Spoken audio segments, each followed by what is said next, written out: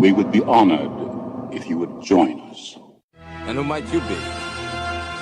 You stuck-up, half-witted, scruffy-looking nerf herder.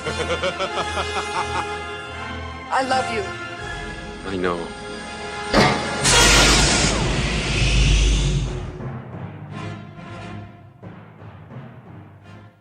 Hello and welcome to the Carbonite Chamber. This week I am joined by Kiramode, the master of the Kraken. And this week we are going to talk about, what we're going to talk about, Kiramode? Deck building. Deck building. All sorts of deck building stuff. Cool. So, start me off then. Where do we start with deck building? Yeah, so I mean, first off, glad to be on here. Pleasure, you know. This topic, I was thinking, like, what topic could I talk about? Because mainly it's like, what topic makes more sense for this show than, like, the one I have? And so mine's more of, like, you know, like an educational type of thing, where try to just teach people how to play better and stuff. This one's more community discussion. So, like, this is a topic I've been wanting to talk about, but, like, I couldn't figure out a way to do it. So there's some pods in the game and some cards that are really, really good for deck building, and there's some that are really, really bad for deck building. So an example of, like, a bad card would be something like early in the game was Core Vader. So, like, Core Vader plus Force Chokes means any sort of deck that's not running Protect and has characters and has 2 help and lower guys is just unplayable. Like, you can never ever play that deck because the existence of Vader is there. And really, it wasn't until Navy, like, took over and Scum was in there, and, like, Core Sith kind of became like 15% or less of the meta, that decks like Rebel Commandos were now playable decks, because now Han's Chuds aren't liabilities, right? They don't hit the table and just die. Like, they can actually, you know, put a little bit of work in. I mean, you can still kill them easily, right? You can still throw a gun or whatever, but it's not like they're worthless, right? Your opponent has to do something to actually push the game forward. And then an example of, like, a really good card for deck building purposes is something like IG-88B. To me, that's, like, I don't know if it's like the gold standard, but I think it's a fantastic pod just for the purposes of deck building, right? Like, droids, up until that pod, they were all, like, disjointed and they couldn't really do anything. They were just kind of terrible. But you throw IG-88B in there, and now the little derp droids from 80 Prime's pod are, like, you think about playing them, you know? And then you got the double strike and enhancement that's really good. It comes with a 1-for-1 resource is good. And then I don't know if, like, the objective is that great right now, but in the future, having some sort of protection for your droids, similar to Heroes of the Rebellion for fighters, and Survivors for Jedi, and North Trappin for capital ships, like these are just, that it's a useful objective that in the future could be really, really good, even if it's not necessarily good right now.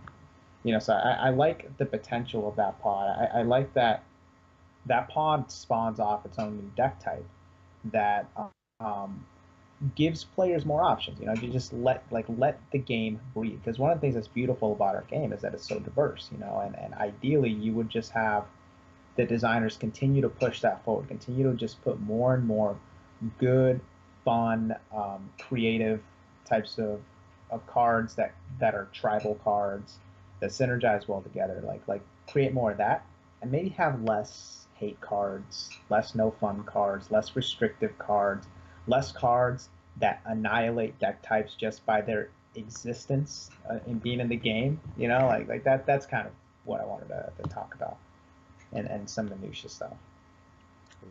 So, what are some of the pods that we thinking about then? Because, like you said with EGB, that is one that when I saw that, definitely, like you said, makes you start thinking about pods from the past that you didn't use, and then just how it all comes together in a different game. Yeah. So yeah, that like I said, it's probably number 1 on my list, and like you said, you got the 2 lists on the screen, right? Right. So yeah, we'll put up your list that you sent me. So. Okay. So like we could just run through some of the pods on the list, and so they could kind of join together. So Droid Revolution, that's kind of number 1. But I think let me look at this list. um, Renegade Reinforcements and Narshad Adrift and Emperor's Legion. You can kind of group those together along with Droid Revolution. Those are tribal uh, objectives. Actually, Hunter of the Jedi's like that too. But they benefit a certain keyword, So like it makes it so if you want to build around a certain type of keyword, because some types of pods have um, keyword specific love cards that are in the game. An example of this would be Trooper Assault. Trooper Assault been around since Core Set, and it just says all troopers get a blast and a gun while attacking, which is a really powerful card. But troopers have been largely neglected, particularly in the offensive end, for a long time in this game. So Emperor's Legion now says, okay, well, now what you can do is you can attack with an Espo. They're not going to block because it's an Espo trooper. Then you drop 2 scout troopers in. Then you trooper assault and bomb their objective, And then that's like a really cool combo you can do. And the objective gives you a benefit to having all these troopers, because sometimes you'd have like loads of troopers and they don't do anything, right? You'll have 8 or 9 troopers on the table and it doesn't matter because none of them have tactics. So, and also they all have like 1 health too. So Han Solo just murders all of them back in the day, But I mean, now it's like, okay, well, now you might have an objective that has 9 health, or you might have an objective that has 10 health. So now they just can't attack the objective. It's like a nice little thing that they have. And then Renegade Reinforcements, I'm still waiting, right? Like one day they're gonna make more Renegade Squadron. But if they do make more Renegade Squadron, if like I like the idea of like that pod and Echo Caverns being together, because now you have like all these icon stealing. Like they're probably 1 pod away, but you're closer though, right? Like that's what you want. You just want to get closer to creating more deck types. So like if Renegade Squadron, let's say they got 1 more pod, and that pod came with a resource, a good edge count. It came with another way to manipulate with icons, and then preferably had some smaller Renegade Squadron guys, like maybe have like a 3-drop, a 2-drop, and a 2-drop, but they all have Renegade Squadron. Maybe like each one of them has like a blast, but then one of them has a tactics, so then you can start moving the tactics around, but you also have enough blasts to keep pushing forward a game plan, something like that, right? Like they're not, that's not an overpowered pod. It's not something that's going to be like May the Force be with you where it's everywhere, but it's something that can allow that deck type to move forward. But this is a moot point if Renegade Reinforcements doesn't exist, like the designers still have to go out and make these types of pods. And when they do make these types of pods, I think it's good for us as a community to celebrate when they make these kind of pods, like that they're giving different keywords a chance, like unlike Ewoks, right, where Ewoks can just they never get a fair shake, man. They're terrible. They got a whole cycle and they still suck. Like I don't know if they're fixable. I remember when Renegades come out, and a lot of us were looking at like, what do we actually do with this? Because it was the whole of that smuggler box set was quite a difficult one to work out where it actually fit in the meta. And I think slowly we're starting to see where it can be used. But like you say, there's just they have to put them there so that one day we can, like you say, expand on that, and then one day it will pop, and then suddenly we'll have something. Yeah, it's interesting you said that. So the smuggler box, it's really the Navy box, right? So the difference that they did with smugglers and Navy was in Navy they just created a new archetype in the box, right? Like Tarkin, Yularen, and Chimera, they're all in the box together. You play them, play any 4 pods. That's been good for over a year now. So like that's one side of the coin. But then on the other side of the coin for smugglers, what they did is they gave a whole bunch of different deck types potentially some legs, although some of these pods are just terrible. Like Lady Luck has some potential, but it's just underpowered. And then you got Shield Chewie's cool, but the problem is his name's Chewbacca, so you can't really play him with the other Chewbacca. But I mean, at least like the groundwork for some sort of like shield based control deck for smugglers is kind of there with Chewie. Renegade Reinforcements, again, we're not that far off from having like a Renegade Squadron awesome deck. I mean, one of the dudes from France, he ran that pod with like Lobot and Echo Caverns and did all sorts of shenanigans, and it was cool, right? Like that's the future of that deck. Um, and then you have like Lando, man. I want that pod to be good.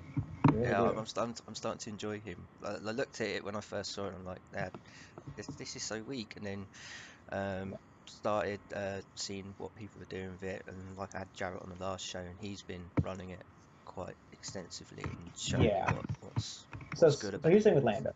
Lando himself is really really good. He suffers from the same problem as the other Lando though, which is that so core Lando, great unit. The problem with him is he's only good on developed boards, right?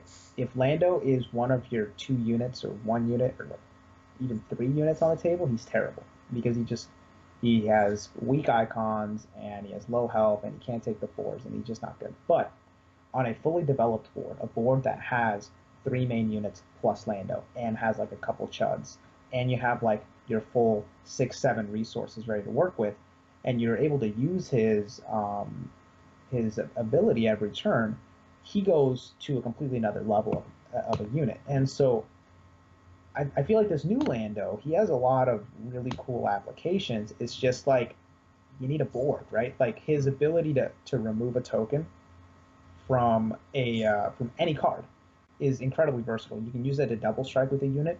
You can use that to free up Echo Caverns to get like a dual usage out of it. You can use it to free up just like a regular resource to have that 1 extra mana, so that way you can play Falcon and Bamboozle. So he has that, but then he's also hand choke, right? So you don't have to use him for that. You can use him as a way to just get cards out of your opponent's hand. Like particularly if your opponent's in a position where sometimes the game gets to the point where it's like, okay, we both developed our boards. It's now all about edge battles, right? Yeah. And like people just sometimes don't deploy anything, right? They want to keep 5 cards back or 6 cards back. So they might just play like a protector and pass. And they have other cards they can play, but Mara's more valuable as 3 pips in your hand than she is on the table. So now you have a way with Lando to say, okay, let's start taking cards out of your hand. I'm going to take one out during your turn. I'm going to take one out during my refresh, and you're going to have 2 less cards in your hand, and I'm going to draw up.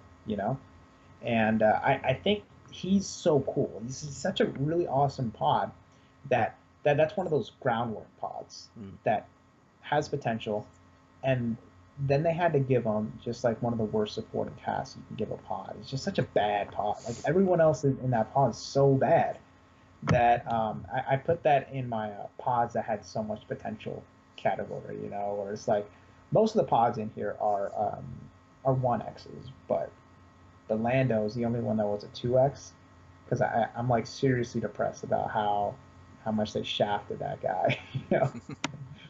It's just like, come on, man.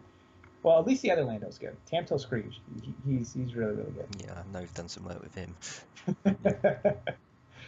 People forget he has like 2 blasts, Mm. Mm. and elite. Mm.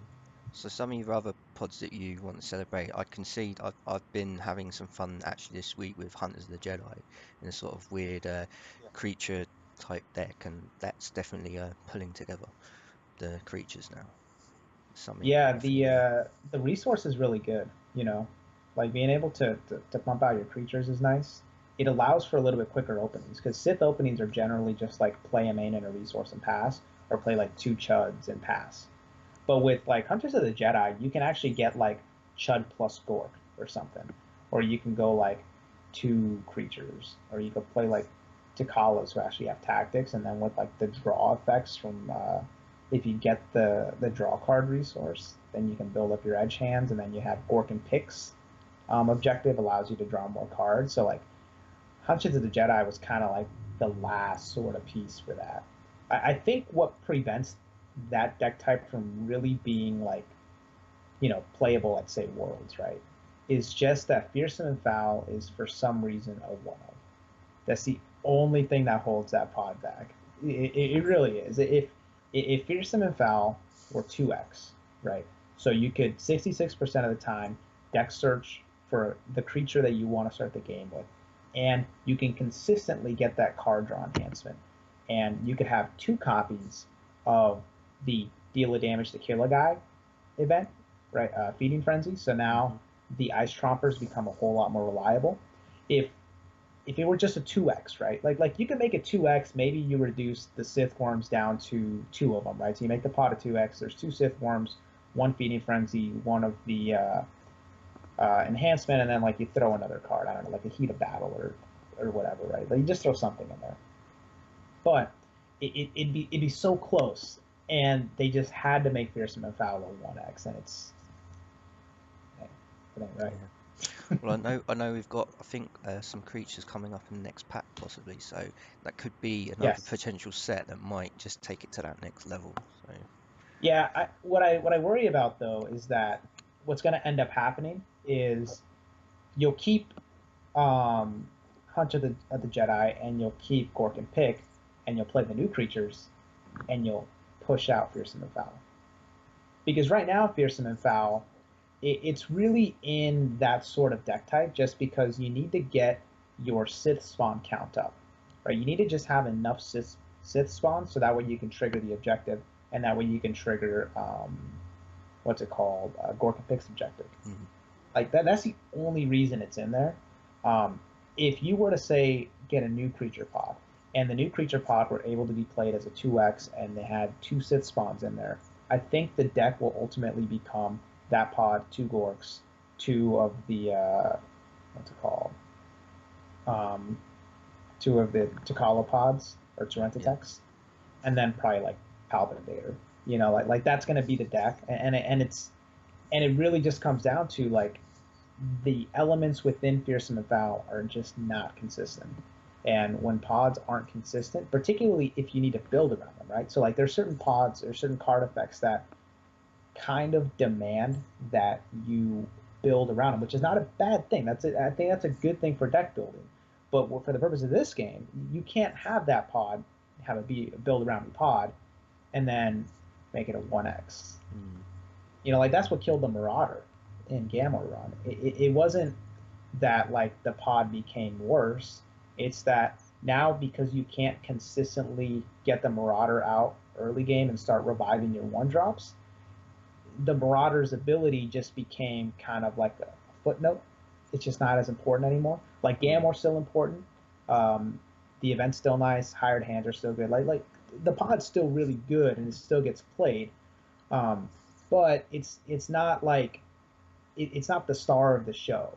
yeah, it lost its original synergy with that Yeah, mechanic. it's just not the same pod anymore. And I think that if you could just make the Sith Worms, like if you could really just get a couple of those cards to be 2x's, it would just be a whole lot better than what you can do with the pod.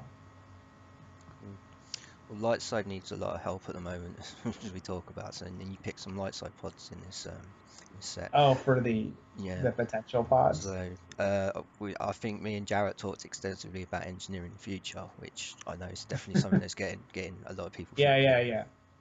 I don't know what to do with it. It's like it's one of the only pods that I've looked at, and I'm like genuinely confused as to how it works, because there's really strong effects in there, right?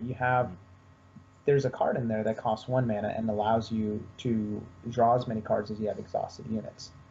That may not seem like a super powerful effect in this game, just because you're refreshing your hand every turn.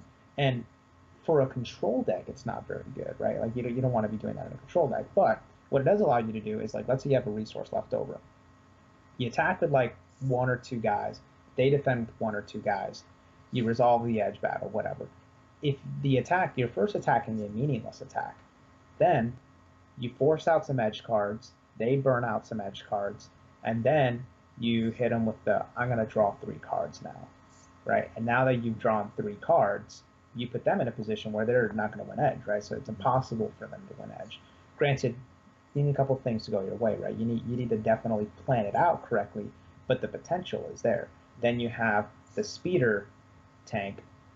I really think he's only going to be good if they continue to bring out more rebel characters that have resource value. So you could potentially have a situation where, let's say you made a deck where every single unit, like every single main unit, was a rebel character with the resource. Then you could span out a board, right? use these guys for all the resources, and then drop the speeder tank and pull all the resources off of them, and now you all of a sudden have 4 attackers heading into your next turn. Right? You can do something like that.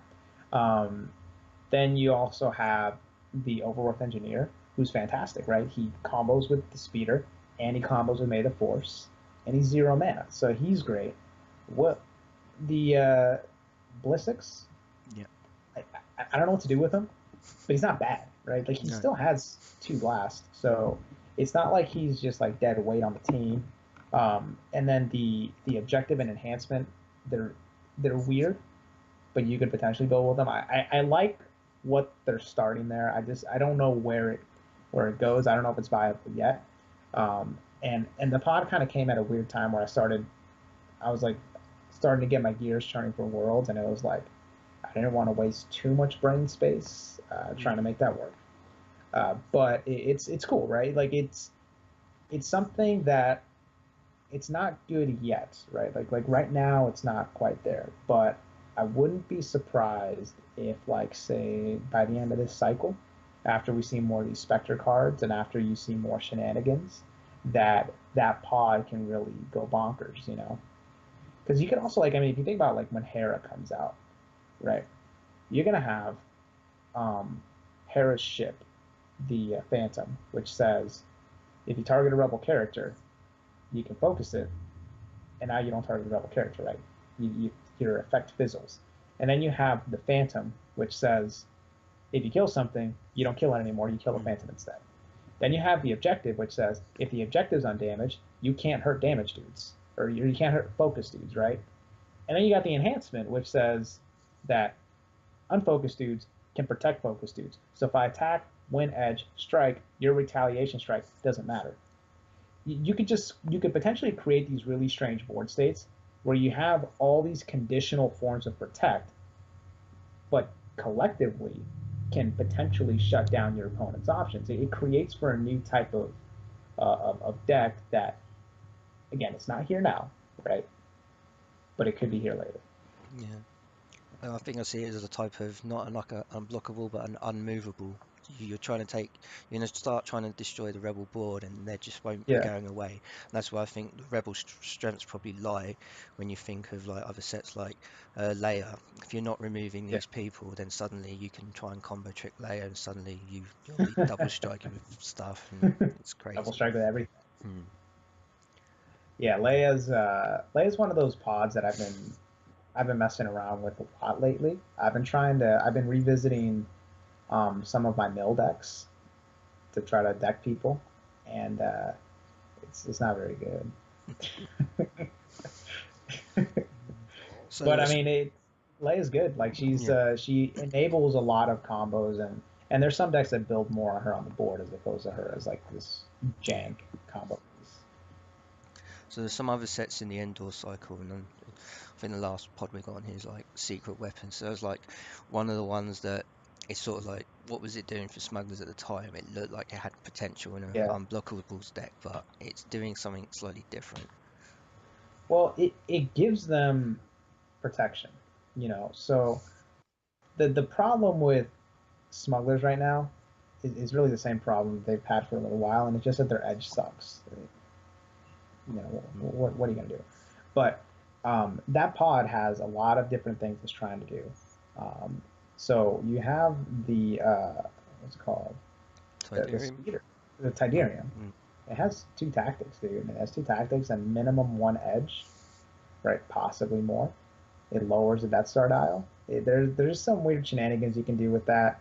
And then what I really want is like the speeder to put in work, because locking out your opponent's resources, that cannot be understated how valuable that is. The problem is there isn't enough other choke effects within smugglers right now, you know. But that's not to say in the future that a smuggler deck with this pod as its core could potentially work, right? So I think for the future of smugglers is not going to be in having these ridiculously high edge counts. I think it's going to be more about getting edge on the table, similar to like how Navy fighters use Baron Fell to give edge to everybody.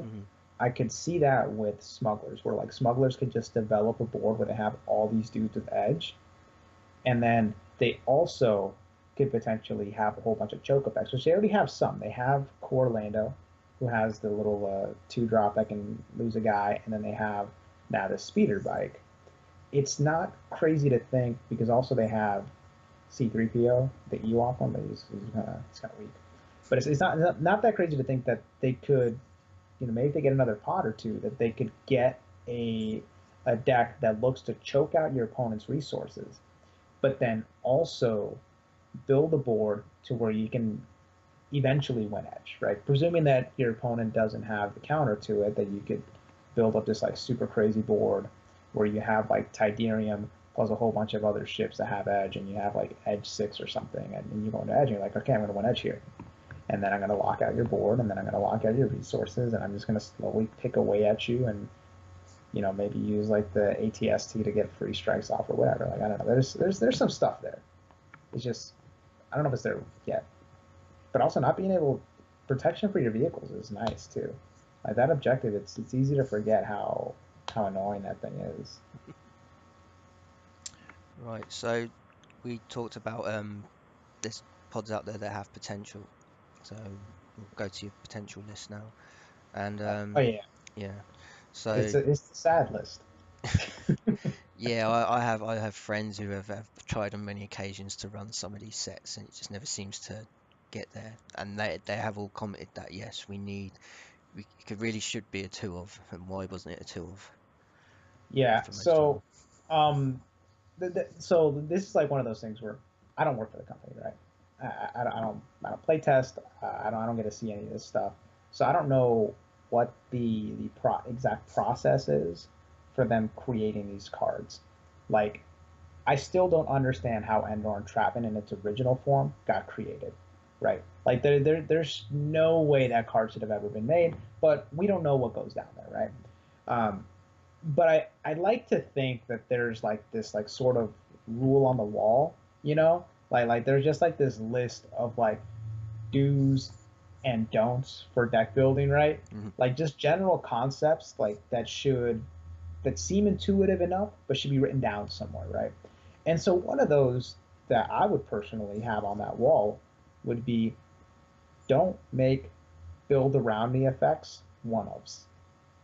So there's certain types of cards that very clearly want you to build an entire deck around them. And when you make them one-ofs, you basically make them none-ofs. Like you just can't play them anymore. So very obvious examples on that list that I have on there are the investigation and courage of the tribe, and also fearsome without a little bit. We already talked about that. Hmm. But like you think about someone like Chief Chirpa, that guy's awesome, right? He's great. He's kind of exactly what Ewoks need, and they can never get him because he's a one of, right? And it's like Murphy's Law, right? The the one game where you get him in the first two turns, your opponents draw the nuts, and in the games where he could potentially save you, he's in the bottom 20 cards, right? Because he's a one of. Like there's no consistency to find him. There's no deck search that'll get him either.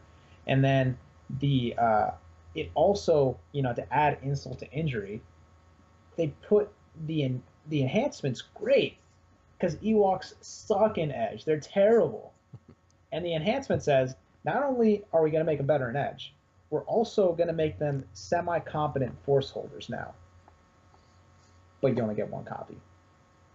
It's just like, come on, man. Come on. Why do they do that? That's so mean. It's so mean that they would make a pod like that with so much potential and so much ability to make like this deck type like breathe, and then make it a one-off. It's like, come on. No.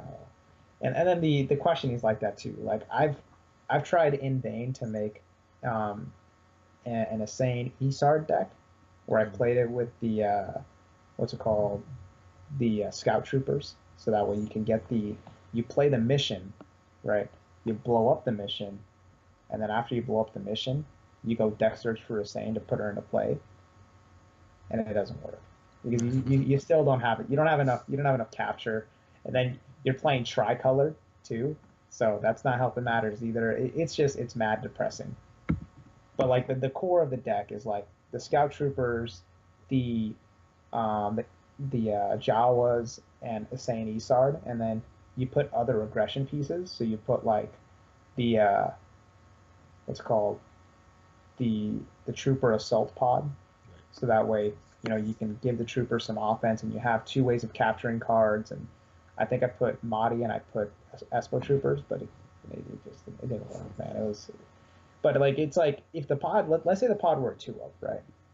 Because there's nothing really in there that should be too scary with regards to being overpowered, right? If the pod itself, if it were a 2-of, now Insane becomes a real type of deck you can make, because right now Capture's not a deck, right? Scum's a deck, right? Like Scum's a really powerful faction, but like Capture is not something that's really used, right? Like all of the Capture effects in Star Wars are really just removal effects, right? Like Mon might as well have targeted strike with Death Touch, which Death Touch is a magic term that says when he deals damage to you, you die, right? He basically has targeted strike, and the difference between the card Captured and Force Lightning is like they're the same card, right? You're not doing these capture tricks with Scum because capturing is like its own mechanic. You're doing it because capture and removal are largely the same thing. But if let's say you're saying we're 2-of, now capturing your opponent's cards from their deck or their hand becomes like a real, like a viable deck type, right? Now you could potentially make a deck where you say you have the Jawas, right, and their objective starts pulling cards off the top, and then you have the Slavers, their objective pulls cards off the top. Then you could have, say, Zuckuss and Forlom, the original, and now Zuckuss is pulling cards off the top, and then maybe you play the old Weak Ways, and the Weak Ways you can play Get Me Han Solo, so you can call out a card that you don't want to see. You call out Yoda, get Yoda, right? And then, but the problem with those decks is that, cool, you're taking cards off the top, your opponents still draw cards, right? Mm-hmm. It doesn't matter if you pull Yoda out of your opponent's hand if they just play the other one. But if you have a Saiyan in the deck, you drop her on the table, well, now everything changes, right? Now all of a sudden, what if they don't know what you have? If you took the Yoda out of their hand, they know not to play it. But what if you took it from the deck? They don't know you took it from the deck. So them not knowing what's captured and not knowing if I pay 4 mana for Luke Skywalker here, is he about to just get bounced? Mm-hmm. That's like a really cool deck type that can only be made if it's saying it's a 2-of. Otherwise, it's not good. Yeah. And it's like it's really unfortunate that they made her a 1-of, because now that deck type may just never get made, or it could get made in the future, but it's not going to get made now. And it's so easy to get it made if you just make her a 2x, right? Like that's a whole new deck type, and that's what that's just really what we're talking about here, right? Just deck types. Like let's just make more cards. Let's make more different decks that we can possibly make, more possibilities, and just make the game more diverse. And like by sabotaging some of these pods like this, it just kills. Do you think there's some type of deck types that they're really trying to avoid? Like, this is my only card game, and when I first got into it, I was learning all the terms of different deck types, and mill decks came up as a top deck type, which was talked about a lot, but I've never seen it. There's potential with some pods in Star Wars to have a mill deck, but there's never been a proper mill deck. And is that something they're trying to avoid? I think so. I think the deck types that this game tries to avoid, it for the most part has done a good job of avoiding them. I think a classical mill deck like you would see in Magic the Gathering is something that would not be good for this game, because in this game you're forced to draw 6 cards at a time. I think the best form of a mill deck, if I were to make one, would be one where milling someone's an option, but it's not your only win condition. So the problem with a lot of mill decks in, like, say, Magic, is that the way a Magic mill deck works is there's certain cards in Magic that are just counter spells. So in Magic, everything's a spell. So you have certain counter spells that say, counter target spell, mill 2 cards off your opponent's deck. And then you'll have like another card that says bounce an opponent's card to their hand, they mill a card off the top of their deck. And then you have this other card when you play it, and like when it's out there, it like prevents attacks. And then each time it prevents an attack, it like mills a card off an opponent's deck. And then you have like this other card Jace, which can like build up, and then bomb and mill their whole deck, right? So you don't necessarily need the bomb to win the game in Magic, but you can kind of nickel and dime and just preventatively just push the cards out. Because the problem that Magic has is that there's some cards that say when this card deals damage to your opponent, then they mill cards off the top of the deck. Like, okay, well, that's a way to be aggressive and mill. But the problem is they only have 20 life and they have 60 cards in their deck. So you're going to kill them before you get rid of the cards in their deck. So it doesn't quite work, right? It only works if you're being completely defensive and just not interacting with your opponent, not letting them play the game, and just slowly pick cards off the top of their deck until they lose. I don't think the designers in this game want that. And they shouldn't want that, right? That's not a good thing for this game. But it's not that hard to make it, right? Like it's not like if you were to have some more dedicated mill cards, for example, take like Winter's Enhancement. You look at the top card of each player's deck and then discard one of them. If you were to make more cards like that, it would be way too easy to just like start taking 4 cards off the top of someone's deck, because in the first 3 turns you're going to draw like 15 to 20 cards, you know. So you don't want to make it so all you have to do is mill off like 30 cards, and all you have to do is just like sit back on the force, slow the game down, play completely defensively, and not even try to play the game, not even try to like win edge battles, don't try to get damage on objectives, don't even really care about killing units. You're just gonna like sit back and mill somebody. Like that's not good. I don't think. If you were to have that be like a fully viable option, you know. Because I mean, I've milled a couple people online, and the reaction's basically unanimous. It's like, huh, that's interesting. That's stupid. Yeah. Like that's just the reaction everyone has.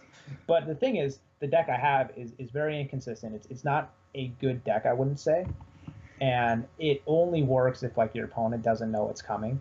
So there's a lot of really easy counterplays to it. So I don't mind that being in the game right now, but I don't want it to be like a real deck, and I think the designers don't want that either, you know. Well, that leads nicely on into our next sort of discussion point, is that this game has probably too many cards that cause that negative impact. And I know you gave me a list of ones that I know I've read the list and I actually agreed with most of them. I have times when I see these cards and I like just tut and like shake my head, like you think you're playing the game and you're doing what you're told to do in this game, and then you just have these cards that just shut you out, and it's like you're just making it slightly less fun. Yeah, there's certain cards that are just bad. I mean, there's no fun cards that are in there. I think prime examples of no fun cards are cards that prevent your opponent from even playing the game, right? So examples of that I put on here: Thrawn, Underground Entertainment, Tarkin taking off your pilot the moment it comes into play, Vicious Counterattack, Dark Lord of the Sith, Hidden from the Empire. I know it's not good now. That doesn't mean it won't be good later. All right. Like there's just cards that or like Capital Cover. Look, capital ships are not like broken by any stretch of the imagination right now, right? But sometimes cards get made that they're undeniably broken, but the meta's just not there for them yet. You know, like Admiral's Orders for some reason is not a limited card. Was never a problem until Chimera showed up. And now all of a sudden a 3-mana Chimera that you can get out there, that's a problem, you know? So like just giving all capital ships shielding, even if it's while undamaged, that's too much, right? Because then like as a dark side player, you can't defend against that, right? Your only defense is to have an equally oppressive like objective, like say Tarkin Doctrine, which says you can't make attacks or something. You know, it's just they shouldn't be making cards like that prevent interaction from opponents. You know, but really the problem I have with it though is that I don't like pods that force you to think too much about them. just because of their existence. So for example, let's talk about worlds, right? People know that dark side's a little bit stronger than light side, and it's not like a super lot stronger, but it's a little bit more. But more importantly, what makes dark side better than light side is that they have more options, right? So there's like, because you only need to take one deck, right? If Yoda's just as good as Vader, it doesn't matter if Vader has Tarkin and Caesar backing him up. You're only taking one of the three. But there's a lot of things you have to think about, right? So I'm building my deck, and there's like a couple things I need. First off, I need redirect because I know Navy's still relevant. So if I don't have a way to say I'm going to attack this objective, and then after you do your Tarkin Doctrine or your entrenched defense or whatever other BS you have, I'm going to redirect to enforce loyalty. If I don't have any form of redirect, the deck's just toast, right? Like if that's not there, the deck is not getting played, which that means you look at light side, the only forms of redirect that light side has are secret objective, which 3 pods have them, Han Solo, which is in one of the redirect pods, and the land speeder. That's it. That's your only options. So just off of Navy's existence, all these other deck types just get wiped clean off the map just because it exists, right? And it's like, okay, well, so now where are you working from, right? But then you have this additional problem of Dark Lord of the Sith exists, right? So now because Dark Lord of the Sith exists, any sort of character-based deck that is not running weenies that are playable, you just can't play them, right? You can't play them. If your deck is play Luke turn 1, play Han Solo turn 2, maybe get out some chuds, you're going to build this cool board, and you're going to like try to target and strike them, can't do it. Because if your turn 1 is Han Solo pass, Han Solo gets tapped, Vader comes over, turn 2 kills Han Solo, and the game's over. You know, like, because at that point you've lost too much tempo, and you're going to be getting the guy tapped every turn. It's a really bad that it's there, right? So now I'm looking at my decks and I'm thinking, okay, so not only do I need redirect, I also now need weenies. And then more importantly, not only do I need weenies that I can play, right? So you think about, like, say, Rebel Han, right? So targeted strike Han doesn't have any weenies, right? He has Chewie. But Rebel Han comes with little dudes. It comes with the little spec forces, which is great, except that deck type doesn't have a whole lot of double resource objectives. So you can't play Han Solo alongside one of the weenies. Now you do have Yoda and Brent Durlin in that deck, so it kind of evens that out a little bit. But it's a problem, right? It's a problem that the number one guy that you need, Han Solo, like the kind of core part of that deck, you just can't play him, you know? Or even if you play someone like Crix, right? Let's say you play Crix and you focus Crix to get out of Spec Force.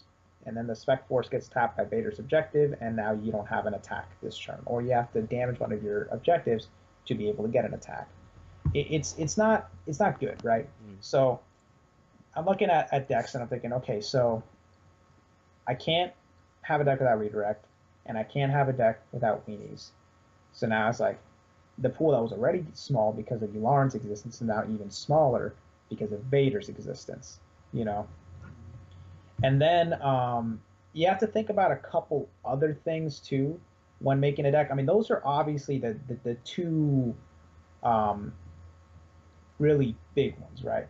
But then you think about something like Thrawn, right? Not everyone thinks about Thrawn, but I do, because the problem with Thrawn is if you don't have any form of shielding and you don't have any form of a way to untap a unit, right?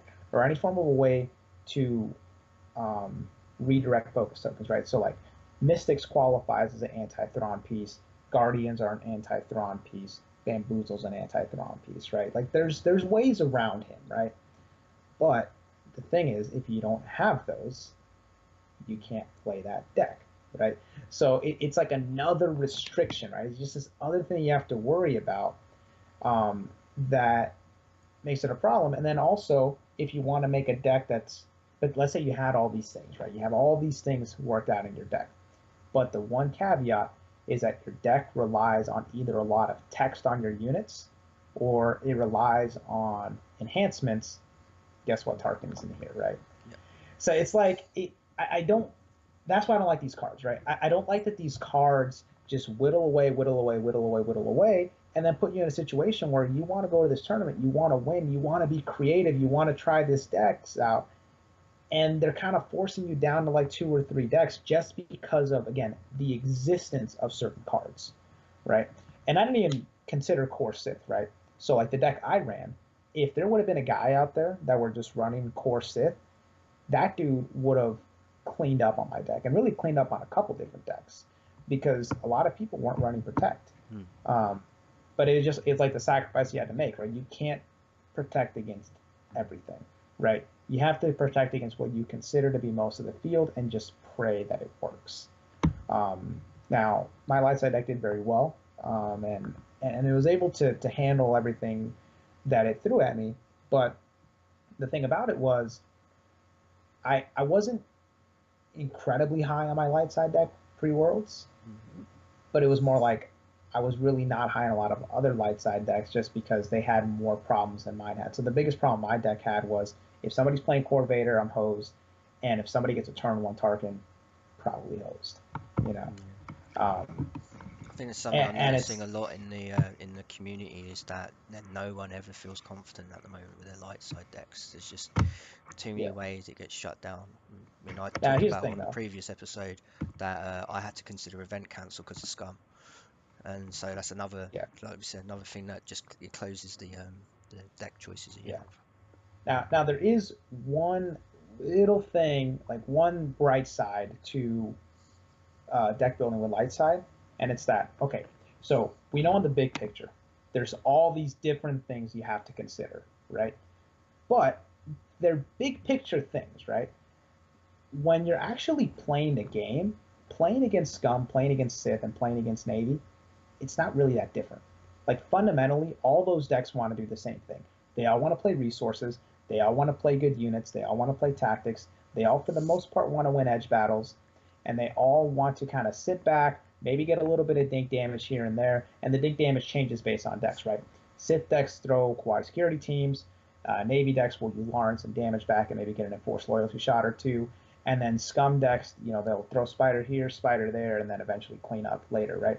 So, but that's how they do it though, right? They're playing mostly defensive, dink out a little bit of damage, hold the force as much as they can, and then take control of the board. And then once your board's at a critical mass and you're close enough on the Death Star dial, you clean up all the objectives and win. In that sense, playing every single one of the dark side decks is the same, right? Every single deck you have to know a little bit of the difference, right?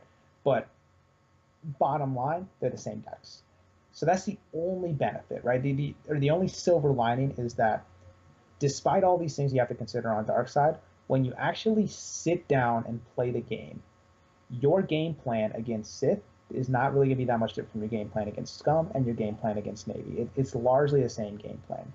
And it's not like Darkseid doesn't have curveballs, right? Darkseid could be playing a Mission Palpatine deck. Darkseid could potentially play Aggro Troopers. They could potentially play, what's it called, like the aggressive capital ships with like dual. It's not like those decks don't exist, right?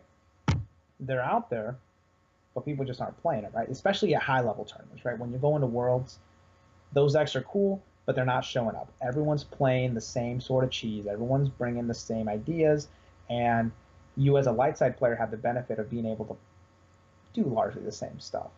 And that's not true for dark side.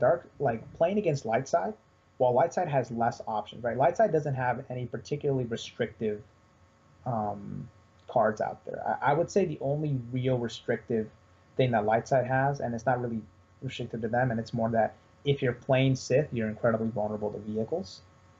That's it though. That's the only thing you really have to worry about.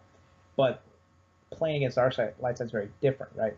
Playing against a light side deck that is built around Endor, Luke, and Owen is completely different from playing against a light side deck that is built around Brainiac. You know, like they have similar cards, but they're doing completely different things. The Owen deck is looking to get on the table and attack and push the edge, and you have to be prepared to try to stop that aggression. Whereas a Brainiac deck is looking to sit back and really not make any sort of legitimate attacks for the first 4 turns. That is 2 completely different styles of play, right? Like that is where your matchups is going to determine everything. And then also you think about something like vehicles, right? Fighters play much different than capital ships. They're just completely different decks, and they're different from Jedi. And if someone played against me, right, my deck's different from both of those decks because it's a combo based deck. So I often go into conflict phase with 2 or 3 open resources, and I'm really good about disguising my moves. So playing as Darkseid, that's where the real challenge is, right? The challenge on Darkseid isn't deck building, right? It's not like trying to, get all these contingencies in your head and being able to find like the one deck that's able to potentially have answers for everything. It's more about when you're playing the game, can you mentally adjust based on what your opponent's doing? Like it's more of a player themselves type of thing. And you would hope that your deck just has enough answers. Like I think Navy's probably the best deck in that sense in terms of just being able to have widespread answers. But Navy's also the most vulnerable to getting picked apart by good players out of those because they have the least amount of combat tricks out of the 3 factions. So I mean, there's hope. You can play as light side. You can win. Cool. Okay then, so we'll move on to the next section of the show now. It's great to discuss about deck building. I'm every person I have on here, I seem to learn different things, and I know Yeah. I know listening to your podcast, you talk more on a competitive level, and you have really some good ideas coming out of there, and hopefully people watching this have some good ideas, and hopefully will look on those potential pods with a new light to say, right, Yeah. it's Well, not. I love deck building, man. I probably like deck building more than I like the game. Like deck building in this game is really interesting. It's like playing the game's all right, but like most of my brain space and when I'm at work goes to deck building. I'm the same. My mind's there's always part of my mind that's on it, no matter what. Counting edge pips in your head Yeah. and counting resources and that's really where the game's at. Cool. Right, so we'll move to the what we call the fun part of the show, where we have the going to put some cards in the Carbonite Chamber. Yeah, that was tough. Took me a So, while to think about. so what is your bad card? Which card would you love to see removed from the game, never to be seen again? So I started thinking about these cards, and it's easy to hate cards that are powerful right now, but I think I just had to choose what I consider to be the worst card that they've ever printed, and it's Vicious Counterattack. It's terrible. It's the worst, no fun, terrible card that they've ever made in this game by a considerable margin. Force Lightning's close, right? But at least Force Lightning costs 3. Yeah. And they have to be focused, right? Vicious Counterattack. It. Remember how I said like, how does this get out of the group, right? Like how does nobody inside of the room say that card shouldn't be made, right? Nobody brought that up. Like nobody brought up that Vicious Counterattack. I hate this card as well. It's so bad. Now the thing is that the reason this pod is not popular is that the pod itself is in a terrible spot in the current meta. So right now the meta for the most part is aggro decks. There's not a whole lot of sit back and take the force type of decks, which creates a problem because the event card, which says you need to attack a certain objective, it's not as valuable if they're going to attack anyways. And then the whipped enforcers, 2 Kawada security teams, that's not good. The main is only good if people want to sit back and play the let's hold the force game, right? If they're playing the I'm going to attack you every turn game, it's not good, right? So the best, like, so she's a counterpoint to Leia, right? Leia's a really powerful card because what Leia does is she forces out dumb attacks. Like, I can't tell you how many times I play as Leia and she's on the table and people will just flip a switch and just start all out attacking with decks that should not be all out attacking. And you just create the situation where it's like, if light side and dark side race, light side's going to win. Some dark side decks are capable of winning, But for the most part, light side is just going to win that race. And so if you just start mindlessly attacking because you don't want to, let Leia kill off your guy, you're going to lose. And it's like this funny thing where it's like, oh crap, Leia's going to kill a guy and I'm going to be one defender short. Well, might as well be all the defenders short. I'm just going to attack out. It's this dumb logic thing that people do. Vima could do this, or not Vima, the Lady Valarian, she could potentially do the same thing, except here's the problem. All out attacking as light side makes sense, right? That's not going to lose you the game. So you would have to be against a very particular type of meta for that card to work. And then the objective suffers from the problem of it's just not as good as other scum objectives. So like the objective to play it means you're not playing Caesar's objective. It means you're not playing Dengar's objective. It means you're not playing Dr. Evazan's objective. And furthermore, the event card is really only good with the objective, right? The unrefusable offer. So it just kind of compounds on itself as to like why it doesn't work. But then you have the one card, right? The card Vicious Counterattack. I hate it so much, dude. I just hate that it got printed. Like I can't believe it.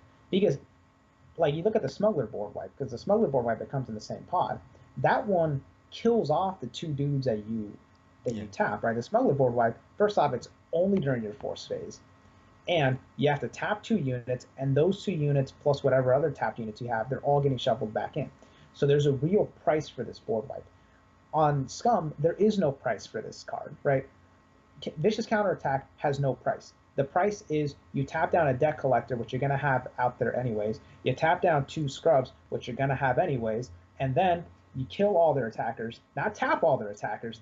Kill all their attackers. And then you send Caesar and whatever other tactics you have to lock down the board. It's terrible. And then also, like you think about it, so this pod, that card's good now, right? It's good in an aggressive meta where it's going to kill a Falcon or Luke.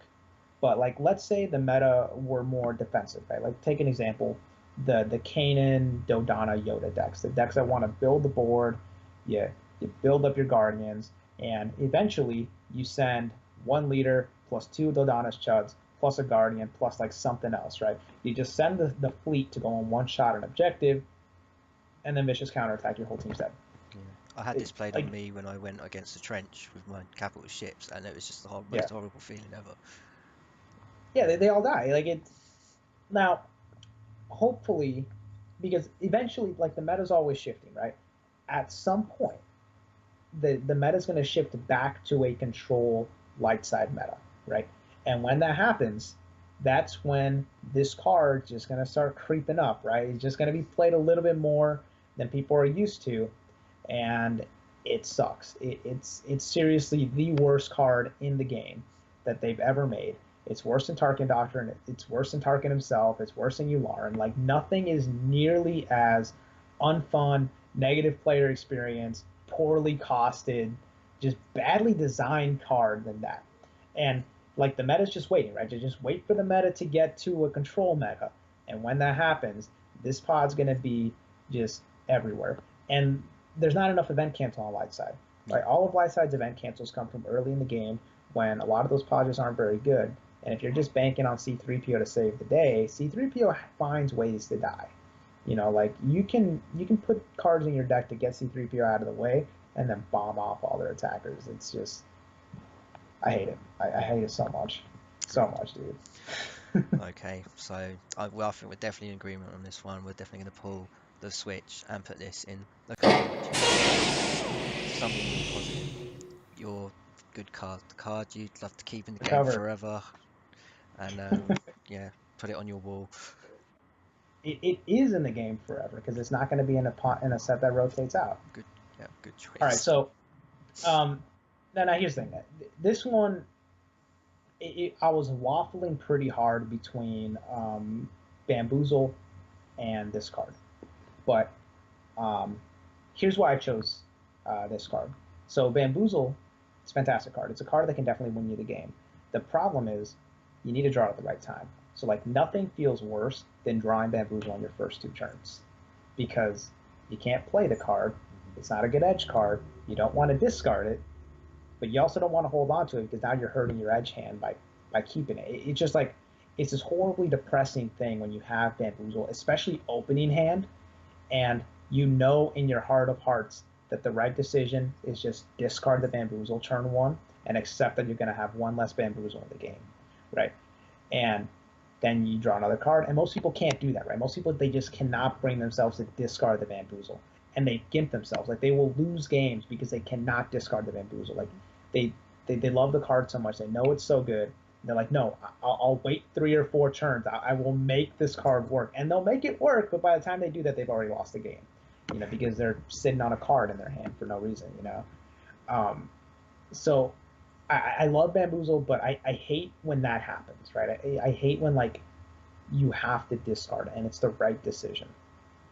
Meanwhile, Undercover, there's never a bad time to have Undercover. It's always good. Always good. Because there's always something you want back in the deck, and when you play Undercover, you're getting it back, right? You will blow up the objective that it's under, and you will get that card back, and you will shuffle back in that Yoda. And the thing that I really like about Undercover is, like, so you think about this whole episode revolves around, there's cards that are good for deck building, there's cards that are bad for deck building. Undercover is great for deck building, because if you build a deck that wants to win edge battles, you can shuffle Yoda, you can shuffle Twist, you can shuffle 3-pip cards, you can shuffle Seeds, you can shuffle all your good edge stuff back in your deck. If you're playing a combo deck that relies on you getting certain events to trigger at the right time, you know how we discarded that turn 1 Bamboozle, but now you can shuffle it back in, right? You can discard it early, shuffle it back in later, and then get it in the mid to late game when you really need it. Also, I know this happens to everybody. You play Yoda turn 1, turn 2 or 3, you pitch the other Yoda in edge, and then Yoda finds a way to die, and then, like, turn 4 or 5, you desperately need a unit. And you draw the Yoda, you seek Yoda, the exact card you need, but both the goddamn Yodas are in your discard. Not a problem anymore, because you have Undercover, right? Undercover solves that problem. You just put it right back in the deck. And then you just never run out of tools, right? Because it also gives you a deck shuffle. So if you're up against a deck like, say, like Arden Lin or something, where, like, they can look at the top card of your deck so they can tell what you have, well, that card that they don't want you to have, that's not back in your deck, right? You get that card they discarded, and you shuffle your deck, so now they don't know what's in there. It just has a lot of practical applications that make it a really, really like, powerful card. I mean, it is, I think, pretty easily the most broken card in that pod, right? Like, I mean, I think there's other cards in the pod that are more practically useful, but in terms of just, like, sheer brokenness, or, like, that card, I mean, Undercover really probably shouldn't have been made. I think the redeeming quality, though, for Undercover versus, say, something like Force Lightning is that I think in terms of brokenness, they're about comparable, but the difference is one directly hurts your opponent, right? One makes the game miserable for your opponent. The other one just helps yourself, right? Like, that's why, like, you look at the like Sate Pestage, right? No one complains about Sate. He's a fantastic card. He has a really good ability. And the ability to bring back lightnings and the ability to bring back super lasers should theoretically be a negative play experience, but nobody really seems to care, right? Because when there's cards that help yourself, people are generally okay with them. Cards that hurt you or hurt your opponent, that's where the negative play experience comes in. And, like, I haven't like, Undercover has won me so many games, but I haven't really had anyone just, like, want a table flip over Undercover, getting certain cards back, like, because it's a very subtly good card, and it enables a lot of combo decks, and it enables powerhouse decks, and really fits anywhere, right? Because in this game, there's always cards you want back, and being able to just get them back is really nice, without being broken, right? Without being, like, it binds all things, where you can get the card back in your hand. You don't have that problem, but you just get it back in later. Do you think Undercover benefits from being in a Rebel pod? I mean, we always talk about meta's always towards Jedi, and if this appeared in a Jedi pod, then I think it'd be a completely different discussion. But because it's in a Rebel pod, that forces you to sort of work slightly differently with your deck building. Yeah. I mean, if I could choose, I'd rather it be in a Smuggler pod, because I think Smugglers have more interesting cards that I want to shuffle back in. Yeah. Like, between Bamboozle and Rass Action and Swindled, there's some cards that I definitely want to shuffle back in from Smugglers, whereas Rebels doesn't have a ton of cards I want to shuffle back in. But the idea of it being Rebels is probably better because the card gets captured, right? And if you're going to be rescuing cards, that's more of a Rebel thing than anyone else. So, but I would not want it to be in Jedi because I think if it were in Jedi, it would limit some of your combo possibilities. Because right now the only pod in Jedi that has like shuffleable cards back in the deck is really just Yoda, right? There's not like any other. I mean, maybe Owen, right? For unfinished business, but nah. I'd rather get Rebel and Smuggler stuff back in there. Cool. It was definitely a great pick, Undercover. So we'll pull the switch and bank Undercover into the Carbonite. Hey, yeah, happy to be here, man. If you ever want another long conversation on deck building, I'm more than happy to Definitely, to oblige. I'm looking to get lots of people on and definitely have repeat customers come back. All right, That'd be great to have. awesome. Any shout outs you want to give to anyone? You know what? I was unprepared, so I'm not gonna. Actually, no. I'll give one shout out. All right. And this is to the New York meta as a whole because I got to play test against James a lot prior to going there, and then I got to play against Colby a number of times when we were there at Worlds, and then John Hurth Clark is just giving out promos like the candy to everybody. Great community, right? They have cool deck building ideas. A couple of them might be insane, but they just give people like kind of what you want the Star Wars community to be for the most part. And it's like they have balls when they play, you know, like people like me that I like running good stuff, you know. I like you know, as Tom Malucci says, play the good cards, you know. They're definitely You a guys are special meta out there. yeah. So shout out to those guys. Cool. Right, so for everybody else, if you want to hear more from Kiramode, he has a great podcast called Holding All Cards, where he'll go into great depths to talk about deck building and all the things he loves and hates about the game. Yeah. Mostly love. Yeah. Meanwhile, if you want to get in touch and want to come onto the Carbonite Chamber, just message me, get hold of me. I'm available on Card Game DB and the UK Facebook groups. And All right, anytime. Well, again, thanks for having me on. yeah, See you thank you. next. And yeah, till next time. May the force be with you. Always.